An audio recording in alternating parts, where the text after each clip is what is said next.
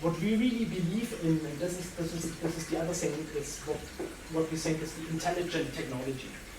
And here come a bit to also then the later learnings, why I believe fintech will be a big story in the next 7, 10 years. We believe that banking today is a bit like manufacturing before Ford. A lot of the banking is craftsmen working together. And all these craftsmen who work together usually use one tool. This is excellent. Like the hammer or the screwdrivers before the conveyor belts came and the industrial robot. And in order that this industrialization or automatization, or however you want to call it in banking, works, this is not just a question in IT. Of course, there is this modern core banking system like from Avaloq and Temenos, but they are just data logistics. They just put the right data at the right place in the right data storage, and then put it on and put a few simple reports out. Of course, it's necessary that you have this fully unified landscape of data correctly stored and processed at the end of day or during the day. This is sort of the basic that a bank runs. But this doesn't create much added value, except of course if you have a very messy old core banking system. But it doesn't create any sense of value in terms of automatization, because there you need tools to make decision support, tools to foster that processes get or get automatized to the point where the computer can do better than a human. And all this stuff, we believe, very much relies then on quantitative models, decision models. And if you have all these models in place, they of course need to be integrated in the IT infrastructure. And if mathematical models get sufficiently large, it's not just a question of building more processors and more IT. You really have to think how to structure the model vis-a-vis the IT.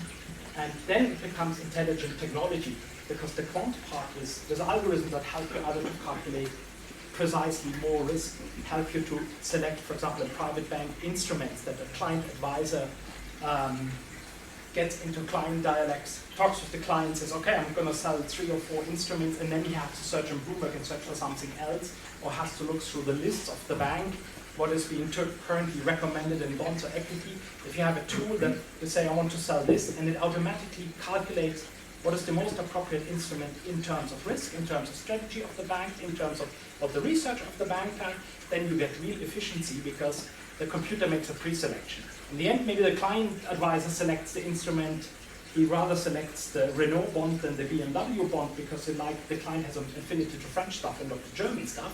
There's certain elements the computer does not know so far, but I think this will be also coming. But this brings real efficiency, plus it helps the bank to keep all compliance rules, it helps the bank that their research is being put in, that not client advisors sell stuff where the researchers don't buy it. So the investment side of a large bank says, don't buy Renault, and the client advisors say, yeah, please buy a Renault, it's the best bond.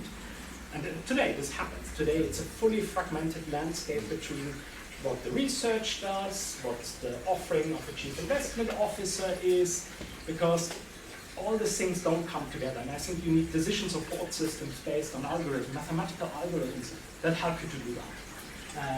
And this type of algorithms are based on risk, they're based on how you calculate, I don't know, expectation in the future, they're based on optimization, how you hold constraints, all that. And for that you need very good fast numerical implementations, because people don't wait for that. Today in this world of iPads and iPhones, everybody expects to have all the information at its fingertips. You click, you have the latest reading of the SMI and the IBM stocks and the latest news ticker for that. And the same expectation of having this information at your fingertips will come to all types of analytics and decision support. You want to press and say, what is the best stocks to select from?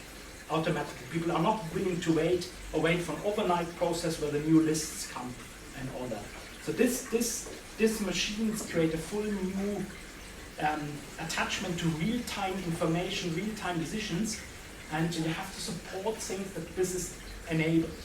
And that's why I believe also that a lot of this overnight processes where the next day comes the information, the next day the risk figures come, this is just, you can use that in a controlling way, but not in a decision-making way. And this will all go away, and this requires totally new integration into the IT. You have to really think what you do on the fly, where you get the data on the fly, and maybe that certain calculations are pre-processed in the way like data is streamed, because certain information is the same for everybody. Everybody needs that. It doesn't differentiate one bank from another or a clearinghouse from another.